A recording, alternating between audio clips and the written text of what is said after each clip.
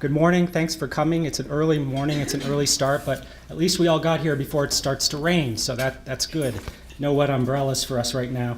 I'm going to move really quickly. I see my role this morning just really as an introductory role. We have some terrific speakers both from Pittsburgh and from away, folks who've traveled here from far places, and we're grateful to them for making it and being a part of our busy agenda this morning. This first slide features this cool app that folks at the Create Lab at Carnegie Mellon have developed called the Spec Sensor.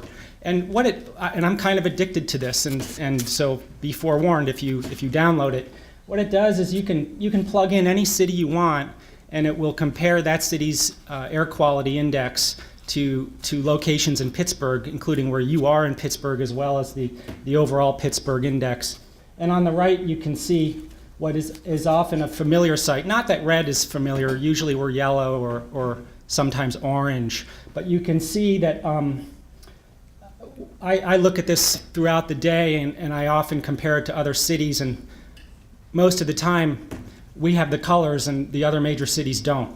So if I were to ask a question this morning as we move through the speakers this morning, what do we need to do? What will it take so that our children and everyone else in the city doesn't have to know that they're moving through their day with air quality that's often worse than the rest of the country? So some things I think about as I think about air quality and health and our challenges are, well, what are our solutions? What can we do? And this isn't as simple as it sounds. It's not simple, because some of the things that are affecting your well-being, your quality of life, your air quality, they're involuntary to you. You don't really control them per se. It's not like changing your light bulb or deciding to share a ride with someone, or not burning wood in your backyard. Those are things you can control, you can do something about. But what about sources of pollution in Pittsburgh that affect your neighborhood, your school, and your larger airshed? And this pollution is coming from places or sources that you really don't have control over. Or do you have control over that? I mean, who is responsible for controlling these sources? And what role can citizens play in ensuring that responsibility, that civic and regulatory responsibility, is the best it can be in our city? And how can we help make it and ensure it to be the best it can be and do our part as well? So some presentations could begin and end with this slide, because this is a good slide. It's a feel-good slide, too. It demonstrates that actually over time, in fact, over the past 15 years, our region's air quality has improved tremendously, and it really has. You can see how those lines are all moving down lower. They're going below federal standards, in fact. And for all of our different monitors in the region, we have different colored lines. And we have to acknowledge this and be thankful that we have a regulatory system, federal and state and local. We also have a system of doers, people who run institutions, people who participate, citizens, communities, who are all playing their part to bring these lines down.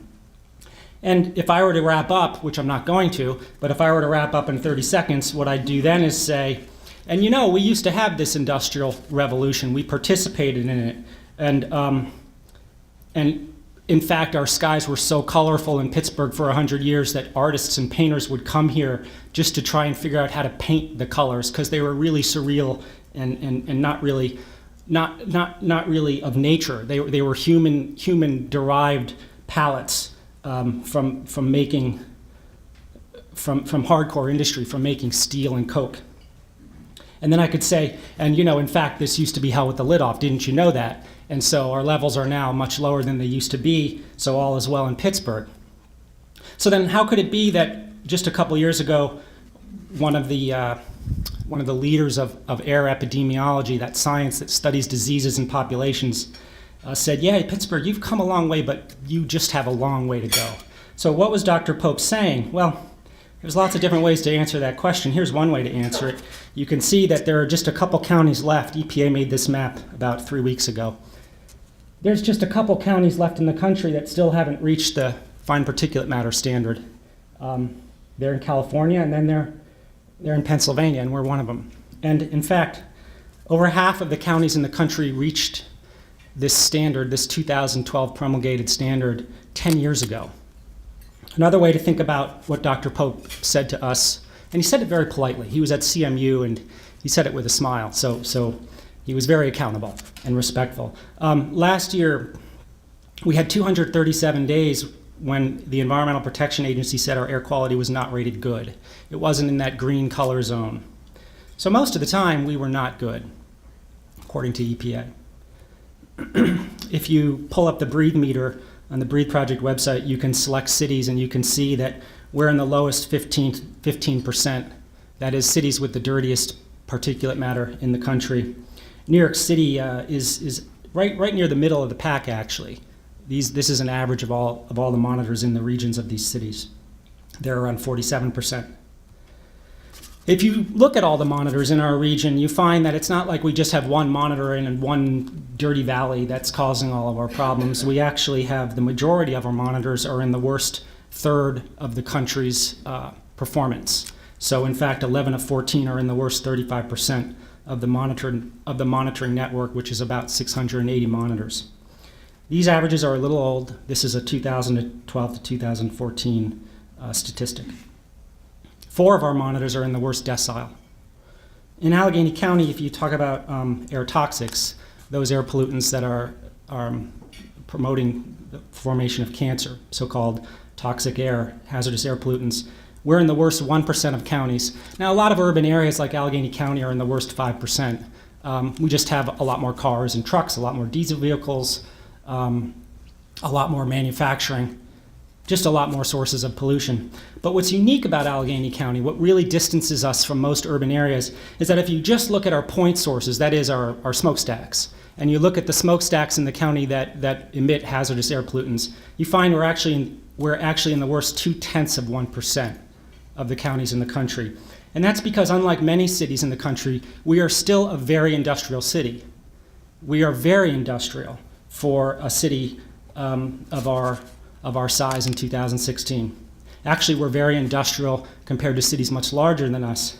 And so, pivoting here, what's I think empowering is that most of these sources, in fact, on any given day, about a third to a little over half of these sources come from Allegheny County.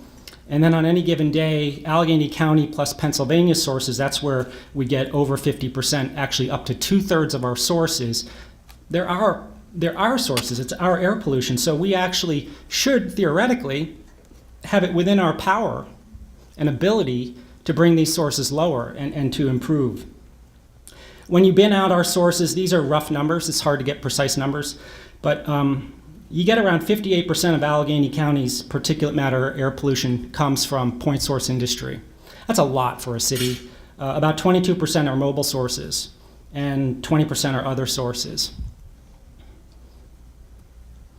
There's a lot of neat maps that have been made by folks at Pitt and Carnegie Mellon. This is a map from Carnegie Mellon showing black carbon in the county. And you see that river valleys do concentrate pollution, and inversions promote the intensification of pollution.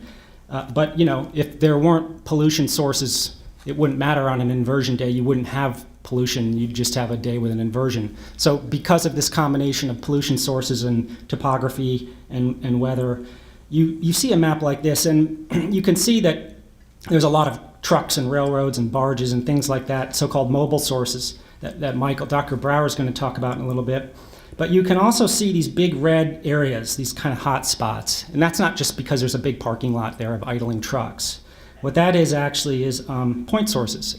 This is a map that Penn Environment put together of the top 10 sources that reported toxic releases. So this is what they reported in terms of what they think they're emitting, in terms of air toxics.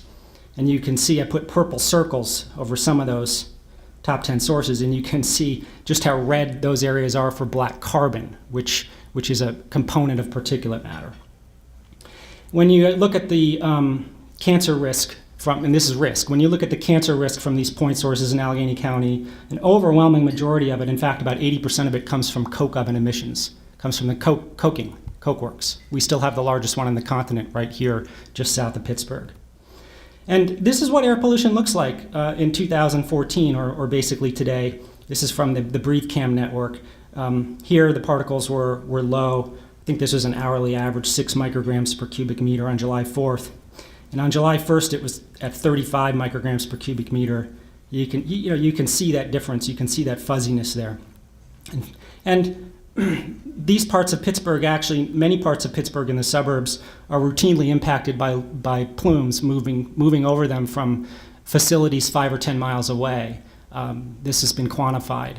And CMU actually a couple weeks ago published a really neat paper showing how long-distance plumes can impact our neighborhoods. And people smell it and complain about it. So again, this is like an involuntary exposure. So what are you to do about that? And so we have a lot of epidemiological evidence showing contemporarily that we have these impacts. We even have impacts that are more broad, not just in Allegheny County. A study a couple years ago from Pitt showed that there was a relationship between air toxics and childhood autism. In fact, they also found that among the air toxics, the levels of chromium and styrene were the ones of most concern. And they did another paper showing PM2.5 associations with autism in young children. This is a map of southwestern Pennsylvania looking at all the chromium sources, those manufacturing areas that are releasing airborne chromium. This is what the county looked like in terms of fracking in 2001.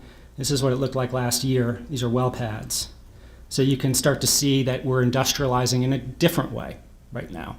And we have epidemiology that was performed in Western Pennsylvania, which has been benefiting policymakers across the world, actually. They look at our epidemiology around shale gas impacts and they say, wow, look at that. We've got some perinatal outcomes, we've got birth outcomes, we've got dermal and upper respiratory outcomes.